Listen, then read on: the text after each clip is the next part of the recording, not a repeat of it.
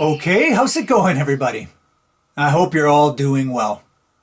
Okay, so in this episode, I thought I'd try to have some fun and very briefly and dogmatically say something about what it is that we can learn from the ancient Greeks, most of which is as topical and as important as ever, I'd say.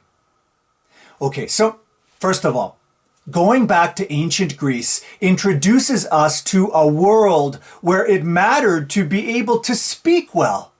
Now imagine that, a concern for speaking well, a concern for rhetorical and grammatical skill. And that mattered to them because theirs was a society where you had to actually go out into the world and persuade others of what it is that you were trying to say and what you wanted done, especially in the assemblies. Because you were directly accountable for what you said, you had to have some substance. You had to be able to communicate clearly, and you had to be a good public speaker. Now, I wonder if we all couldn't use a little bit more of that today.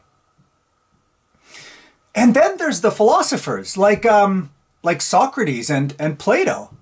Now, what can they offer? Well, they can instruct us in logic and in clear thinking. They can encourage us to try to subject all of our beliefs to the scrutiny of reason. They can teach us to see the difference between truth and perceived opinion. They can teach us to poke holes in our currently pretty awful public discourse. Here we can learn from the gadfly Socrates, who mercilessly probed his interlocutors instead of resorting to softball questions and political decorum. But Socrates also believed in the power of dialogue, which for him was the source of all knowledge. He believed that in a genuine dialogue, two people could actually learn from each other and help each other and improve each other. Imagine that. And let's not forget, of course, that for him, for Socrates, the unexamined life is not worth living. A little reflection raises our level of existence. And in general, the classical thinkers ask us to think about values, not monetary ones, though. Greek philosophers and Greek poets didn't worship wealth. No, they valued character and virtue above all, not profiles and personality like so many of us seem to do today. And they valued wisdom, not expertise. And they valued justice, not the semblance or just the signaling of it. From the historian Thucydides and others, we can learn about democracy, which really the Greeks took to be nothing less than the full development and blossoming of the human character. And not only that, but for them, democracy meant everyday ordinary citizens participating in the obligations of the government. Democracy meant participating in the spirit of civic patriotism. It meant carrying out one's responsibilities to the city. In other words, this was a world where politics was really an overriding concern, which meant not just devoting considerable time and energy to civic affairs, but also devoting considerable time to the good of the community and not just to personal aspirations. Now, in our age, seemingly marked by a lot of self-interest and apathy and ignorance, surely this devotion and responsibility is something that we can all learn from. And from the tragedians, Aeschylus and Sophocles and Euripides, we can learn that our actions have consequences, that we will pay for our transgressions, and if not us, down the road, somebody in our family will. And so they teach the Delphic oracle, nothing in excess.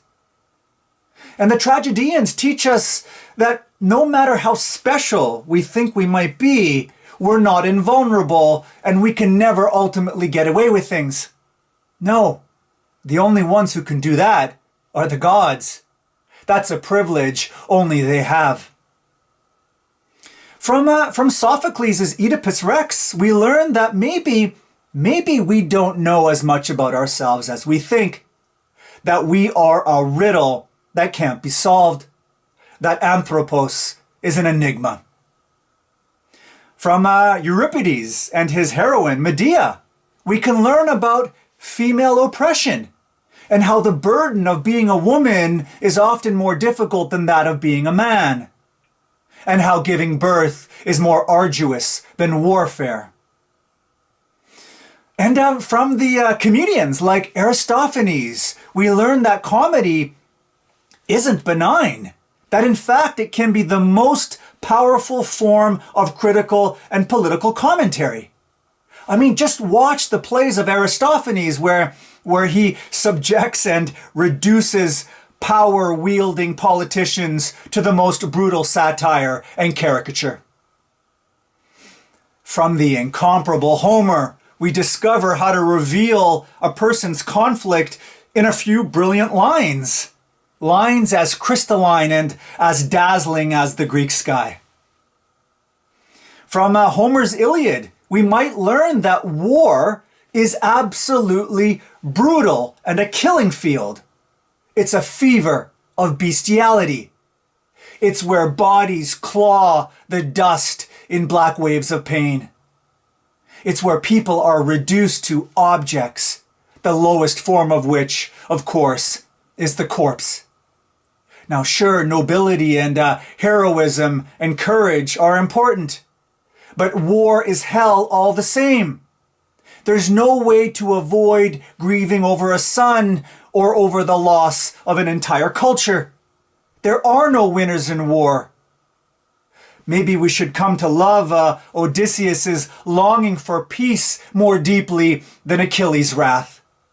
This is what Homer teaches us. But outside of the cost of war, Homer also teaches us about the importance of action. In our age of inwardness and immobility, it's refreshing to see a world of action and of vitality. A world where swift-footed Achilles and the much-wandering Odysseus don't sit around and overthink things too much, but instead take action and persevere and overcome and accomplish great things. This is a world where a person of true worth is, simply put, not just a speaker of words, but a doer of deeds. And then there's all the Greek mythology. Now let's remember that these myths aren't just a series of enchanting tales for kids.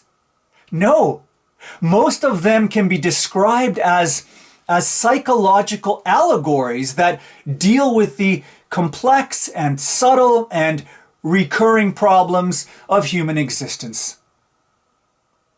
But maybe above everything else, the ancient Greeks show us how to question authority and how to be confident and self-sufficient in ourselves.